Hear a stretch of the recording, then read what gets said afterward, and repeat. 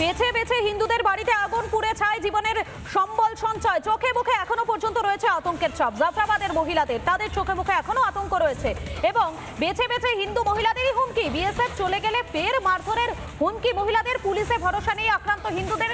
স্থায়ী বিএসএফ ক্যাম্পের দাবি আতঙ্কিত মহিলাদের।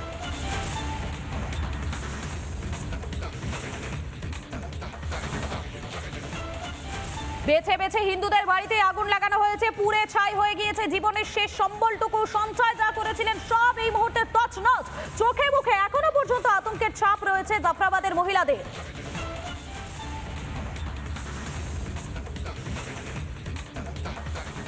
ঘুম হয় না তো ভালো করে, আমরা তো সারা সারা রাত জেগে থাকি। চোখ মুখ দেখে কি আপনারা বুঝতে পারেন না?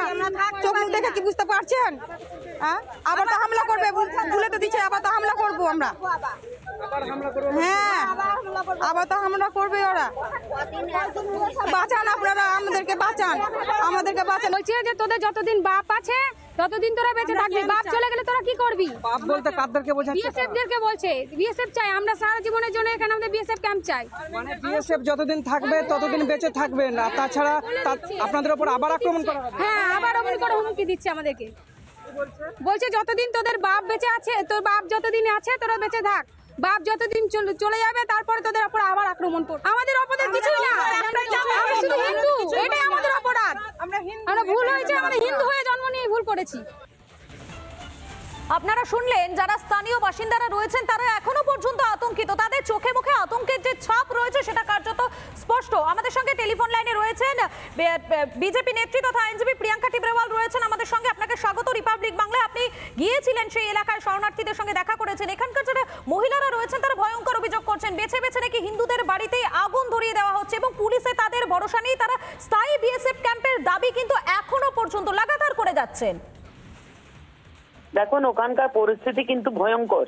আমি তো নিজে চোখ থেকে দেখে এসেছি। আর এই যে এরা দাবি করছে, এটা একদম সঠিক দাবি আছে। কেন? পুলিশ অপদার্থ, সেটা মানুষ দেখে নিয়েছে। ওখানকার মানুষের উপরে, পুলিশের উপরে কোনো ভরসা নেই। তারা বুঝে গেছে যে এই পুলিশ কিছু করবে না। 9টা থেকে যখন আতঙ্ক চালানো হয়, 9টা থেকে 3টে অবধি পুলিশ তো সেখানে গিয়ে পৌঁছয়নি। সেটা কেন তারা ভালোই জানে। তো সেই জন্য ওখানকার মানুষ এখন জানে যে একটু যদি বিএসএফ এই দিক থেকে ওই দিক হয়ে যাচ্ছে, তখনই এসে ওই গুন্ডারা সবাই হিন্দুদেরকে বেছে বেছে বলছে যে তোমাদের গলা কেটে দিব, তোমাদের মেরে দিব। তাহলে বিএসএফ সরে গেলে তো ওখানে আবার সেই ওই যে তাণ্ডব হবে। তো সেই জন্য তারা চাইছে যে বিএসএফ এর একটা ক্যাম্প ওখানে, স্থায়ী ক্যাম্প হয় যেখানে পার্মানেন্টলি তারা ওখানে থাকবে। একেবারে। আর এখানকার যারা মহিলারা রয়েছেন তারা বলছেন যে সেখানে নাকি বেছে বেছে হিন্দু মহিলাদের হুমকি দেওয়া হচ্ছে, বিএসএফ চলে গেলে তাদেরকে মারধর করা হবে, এই হুমকিও দেওয়া হচ্ছে। তাহলে একটা প্রশ্ন উঠে যাচ্ছে যে পুলিশ তাহলে কি করছে? প্রত্যেকটা জায়গায় তো পুলিশের বিরুদ্ধেই ভুরি ভুরি অভিযোগ উঠে আসছে। আরে পুলিশ তো একদম নির্লজ্জ বেহায়া হয়ে দাঁড়িয়েছে ওখানে। এই পুলিশের চোখের সামনে তো এক একটা হিন্দুর বাড়িকে মার্কিং করা হলো, নীল কালারের কালি দেওয়া হলো। সেখানে ওই মার্কিং দেখিয়ে দেখিয়ে তো আগি লাগানো হয়েছে। এই সমস্ত জিনিস তো আছে। পুলিশ তো এগুলো নিয়ে কিছু বলছে না। পুলিশের মুখে তো আমরা কিছু শুনিনি।